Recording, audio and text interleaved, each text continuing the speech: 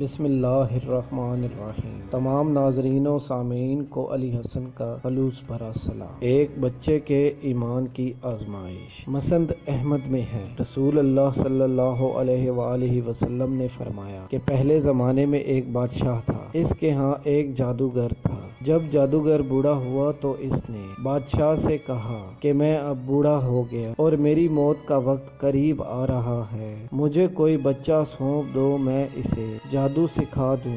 چنانچہ ایک ذہین لڑکے کو وہ تعلیم دینے لگا۔ لڑکا اس کے ہاں جاتا تو راستے میں ایک گھر راہب کا پڑتا تھا، جہاں وہ عبادت میں اور واعظ و نصیحت میں مشغول ہوتا۔ یہ بھی کھڑا ہو جاتا اور اس کے طریقہ عبادت کو دیکھتا اور واعظ سنتا۔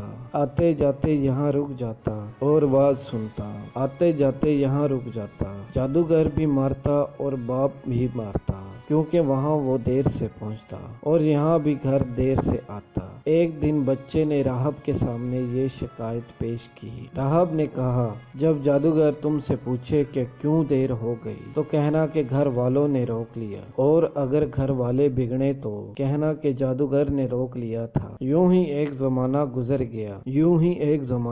گیا کہ ایک طرف تو وہ جادو سیکھتا اور دوسری طرف اللہ کا کلام اور دین خدا سیکھتا۔ ایک دن یہ دیکھتا ہے کہ راستے میں ایک زبردست ہیبت ناک سانپ پڑا ہے، جس نے لوگوں کی آمد و رفت بند کر رکھی ہے، ادھر والے ادھر اور دوسری طرف والے دوسری طرف، اور سب لوگ ادھر ادھر پریشان کھڑے ہیں۔ اس نے اپنے دل میں سوچا کہ آج موقع ہے کہ میں امتحان لوں کہ راہ کھڑے ہیں۔ اس نے اپنے دل میں سوچا کہ آج موقع ہے کہ میں امتحان لوں کہ راہب کا دین سچا ہے یا جادوگر کا دین۔ اس نے ایک پتھر اٹھا کر اور یہ کہہ کر پھینکا، اے اللہ، اگر تیرے نزدیک راہب کا دین جادوگر کے تعلیم سے زیادہ محبوب ہے تو اس جانور کو اس پتھر سے ہلاک کر دے، تاکہ لوگوں کو اس بلا سے نجات مل جائے۔ پتھر لگتے ہی وہ جانور ہلاک ہو گیا اور لوگوں کا آنا جانا شروع ہو گیا۔ اور پھر لڑکے نے جا کر راہب کو خبر دی۔ اس نے بچے سے کہا کہ آج کے دن تو مجھ سے افضل ہے،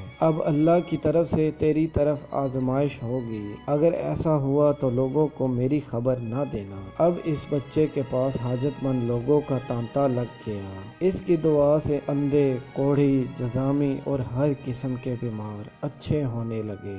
بادشاہ کے ایک نابینا وزیر کے کان میں یہ بات پڑی، وہ بڑے تحفے تحائف لے کر حاضر ہوا اور کہنے لگا کہ مجھے شفا دے دے تو یہ سب کچھ تجھے دے دوں گا۔ اس بچے نے اس سے کہا کہ شفا میرے پاس نہیں، شفا دینے والا تو میرا پروردگار ہے جو وحدہ لا شریک ہے۔ اگر تو اس پر ایمان لانے کا وعدہ کرے تو میں دعا کروں گا۔ اس نے اقرار کیا۔ بچے نے اس کے لیے دعا کی، اللہ نے اسے شفا دے دی۔ وہ بادشاہ کے دربار میں آیا اور جس طرح اندھا ہونے سے پہلے کام کرتا تھا اسی طرح کام کرنے لگا۔ اس کی آنکھیں بالکل روشن تھیں۔ بادشاہ نے متعجب ہو کر پوچھا کہ تجھے آنکھیں کس نے دیں؟ اس نے کہا، میرے رب نے دیں۔ بادشاہ نے کہا، یعنی میں نے دی؟ وزیر نے کہا، نہیں، میرا اور تیرا پر صرف اللہ ہے۔ اب بادشاہ نے اس کو مار پیٹ شروع کر دی اور بری طرح سے، اور طرح طرح کی تکلیفیں دیں، اور پوچھنے لگا، تجھے یہ تعلیم کس نے دی؟ بالآخر اس نے بتا ہی دیا۔ اس نے کہا کہ میں نے اس بچے کے ہاتھ پر اسلام قبول کیا ہے۔ اس نے اسے بلایا اور کہا کہ اب تم جادو میں کامل ہو گئے ہو، اندھوں کو دیکھتا اور بیمار کو تندرست کرنے لگے ہو۔ اس نے کہا، غلط ہے، کسی کو شفا نہیں دے سکتا اور نہ ہی میں جادوگر ہوں، شفا دینے والا اللہ ہے۔ اور اس پر بادشاہ نے کہا، تو اللہ پھر میں ہی ہوں؟ اس پر بچے نے جواب دیا کہ ہرگز نہیں۔ پھر اس پر بادشاہ نے کہا، پھر تم میرے سوا کسی اور کو رب مانتا ہے؟ تو اس نے کہا کہ میرا اور تیرا پروردگار اللہ ہے۔ اس نے اب بچے کو طرح طرح کی سزائیں دینا شروع کر دی، یہاں تک کہ راہب کا پتہ لگایا اور راہب کو بلا کر کہا کہ اسلام کو چھوڑ دے۔ اس نے انکار کیا تو بادشاہ نے اسے آرے سے چروا کر اس کے 2 ٹکڑے کر دیے۔ پھر اس نوجوان سے کہا کہ تو بھی دین اسلام سے پھر جا۔ اس نے بھی انکار کیا تو بادشاہ نے اپنے سپاہیوں کو حکم دیا کہ اسے بلند و بالا پہاڑی کی چوٹی پر لے جاؤ، وہاں پہنچ کر بھی اگر دین دین سے باز آ جائے تو اچھا ہے، ورنہ اسے وہیں سے لڑکا دیں اور نیچے گرا دیں۔ چنانچہ سپاہی اس بچے کو پہاڑ کی چوٹی پر لے گئے۔ جب اس بچے کو دھکا دینا چاہا تو اس نے اللہ سے دعا کی، اے اللہ، جس طرح تو چاہے مجھے اس سے نجات دے۔ اس دعا کے ساتھ ہی پہاڑ ہلا اور سب سپاہی لڑک گئے، صرف وہی بچہ ہی باقی بچا اور وہاں سے بادشاہ کے پاس آ گیا۔ بادشاہ نے کہا، یہ کیا ہوا؟ میرے سپاہی کہاں ہیں؟ بچے نے کہا، اللہ نے مجھے بچا لیا اور وہ سب ہلاک ہو گئے۔ بادشاہ نے اپنے دوسرے سپاہیوں کو حکم دیا کہ اسے کشتی میں بٹھا کر لے جاؤ اور سمندر میں پھینک آؤ۔ سپاہی اسے لے کر چلے، بیچ سمندر کے پہنچے۔ جب اسے پھینکنا چاہا تو بچے نے پھر وہی دعا مانگی، اے اللہ، جس طرح تو چاہے مجھے ان سے بچا۔ دعا کے ساتھ ہی موج اٹھی اور سارے کے سارے سپاہی اس سمندر میں ڈوب گئے، صرف وہی بچہ باقی بچا۔ پھر وہ بادشاہ کے پاس آیا اور کہنے لگا، میرے رب نے مجھے بچا لیا، اور اے بادشاہ، تو چاہے کتنی بھی تدابیریں کر لے، تو مجھے ہلاک نہیں کر سکتا۔ صرف ایک صورت ہے، جس طرح میں کہوں، اگر تو اس طرح کرے تو میری جان نکل سکتی ہے۔ اس بچے نے کہا، تمام لوگوں کو ایک میدان میں اکٹھا کرو اور پھر کھجور کے تنے سے مجھے سولی پر چڑھا اور میرے تیر کو میری کمان پر چڑھا، یعنی اللہ کے نام سے جو اس بچے کا رب ہے، پڑھ کر تیر میری طرف پھینک دے، وہ مجھے لگے گا اور میں مر جاؤں گا۔ بادشاہ نے یہی کیا، تیر بچے کی گردن میں جا لگا، اس نے اپنا ہاتھ اس جگہ پر رکھ لیا۔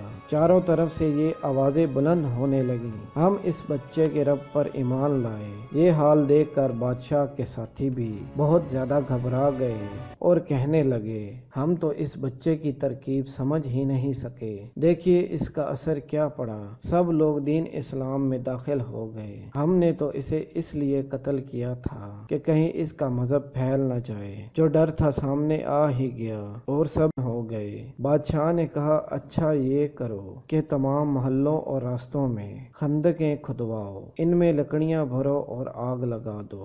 جو اس دین سے پھر جائے چھوڑ دو اور دوسرے کو اس میں پھینک دو۔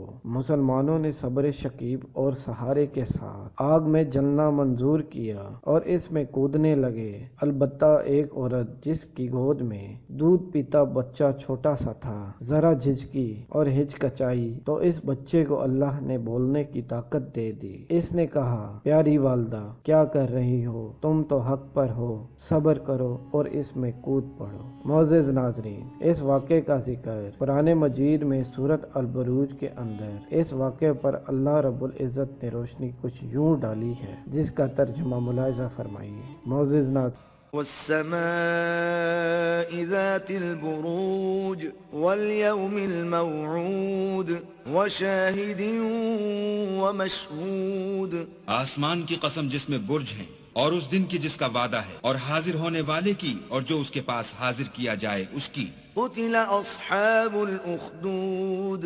النار ذات الوقود اذ هم عليها قعود وهم على ما يفعلون بالمؤمنين شهود، کہ خندقوں کے کھودنے والے ہلاک کر دیے گئے، یعنی آگ کی خندقیں جس میں ایندھن جھونک رکھا تھا، جبکہ وہ ان کے کناروں پر بیٹھے ہوئے تھے اور جو سختیاں اہل ایمان پر کر رہے تھے ان کو سامنے دیکھ رہے تھے۔ وما نقموا منهم الا ان يؤمنوا بالله العزيز الحميد، ان کو مومنوں کی یہی بات بری لگتی تھی کہ وہ اللہ پر ایمان لائے ہوئے تھے جو غالب اور قابل ستائش ہے۔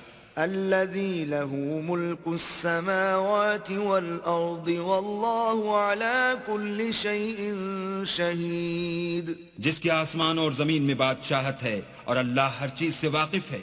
ان الذين فتنوا المؤمنين والمؤمنات ثم لم يتوبوا فلهم عذاب جهنم ولهم عذاب الحريق، جن لوگوں نے مومن مردوں اور مومن عورتوں کو تکلیفیں دیں اور توبہ نہ کی، ان کو دوزخ کا اور عذاب بھی ہوگا اور جلنے کا عذاب بھی ہوگا۔ ان الذين آمنوا وعملوا الصالحات لهم جنات تجري من تحتها الانهار ذلك الفوز الكبير۔